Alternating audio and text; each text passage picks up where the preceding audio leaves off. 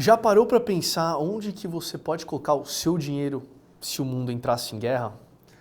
Parece um cenário um pouco absurdo, né? Mas e se eu te dissesse que uma das maiores consultorias financeiras do mundo acabou de publicar uma estratégia de investimento pensada exatamente para isso? Pois é, a BCA Research, que é uma das casas de análise mais conhecidas no planeta, acabou de lançar um relatório sobre como investir em caso pinte uma terceira guerra mundial. Vamos com calma. Antes que você imagine tanques nas ruas e o apocalipse batendo a porta, a própria BCA diz que zomba da ideia que, caso um conflito global aconteça nos próximos 15 anos. Eles dão só 5% de probabilidade de uma guerra mundial até 2030. Mesmo assim, eles prepararam um plano de defesa para investidores. E os ativos que aparecem nesse plano dizem muito sobre o momento geopolítico que a gente está vivendo. Então eu só vou dar uma repassada com vocês em todo o plano dele, depois eu vou dar o meu veredito para vocês. Segundo os estrategistas-chefe Juan Correia e Marco Papic, o único conflito que realmente poderia escalar para o nível de uma guerra mundial é uma tensão entre Estados Unidos e a China.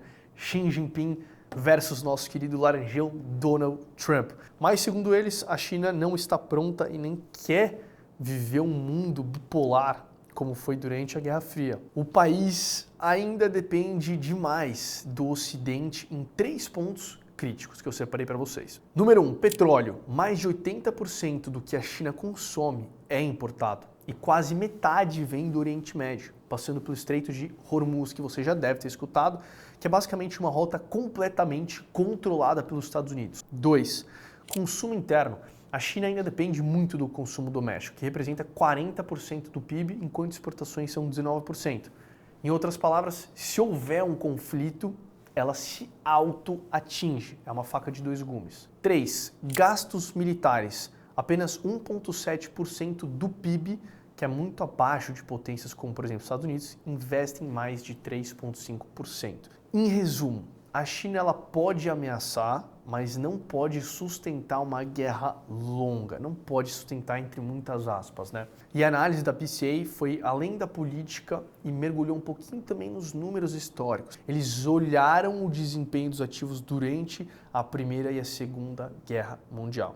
E sabe o que mais se valorizou durante esses períodos? Commodities, petróleo, metais, grãos, tudo que representa a base real da economia. Logo atrás vieram as ações, que conseguiram se adaptar ao contexto, enquanto os títulos públicos foram que mais sofreram, mesmo com governos tentando limitar as perdas.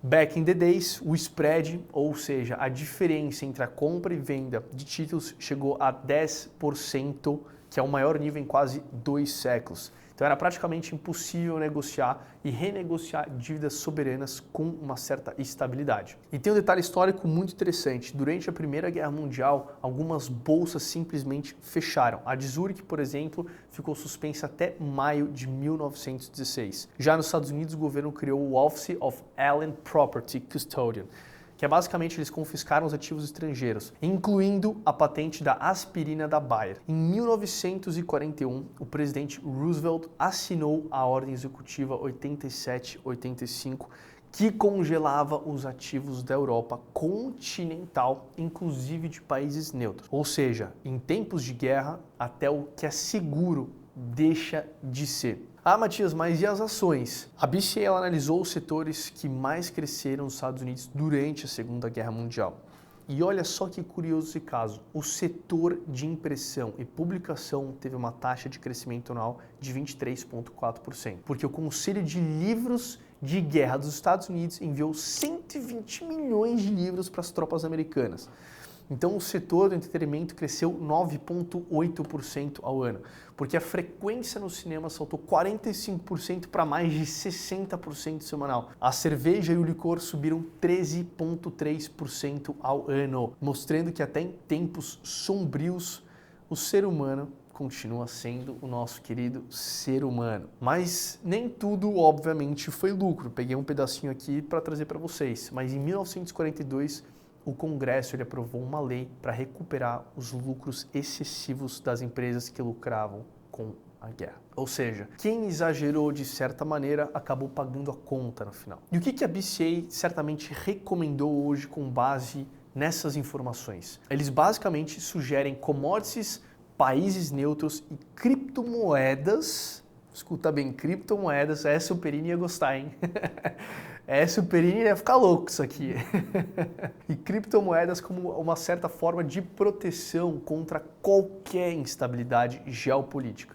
Então, entre as commodities, o foco está mais nos destilados, porque segundo o relatório, enquanto o petróleo bruto caiu 17% na Rússia, a gasolina subiu, ou seja, o refino virou ouro da vez. Agora entrando um pouco mais em termos geográficos, geograficamente aqui, na América Latina e países do Golfo, ganham um certo destaque para sua surpresa, que são regiões um pouco mais ricas em commodities, em geral, politicamente mais neutras ou não tem tanta força assim, não tem um certo peso que nem, por exemplo, uma China, os Estados Unidos ou uma Rússia. E o terceiro pilar, as criptomoedas. O relatório ele cita que fluxos de cripto no Irã ultrapassaram a 4 bilhões de dólares em 2024. E o Banco de Compensações Internacionais ele confirmou que os controles de capital são praticamente ineficazes para impedir transações digitais. Ou seja, em um mundo de conflito, criptos viraram ou vão virar ou podem vir ser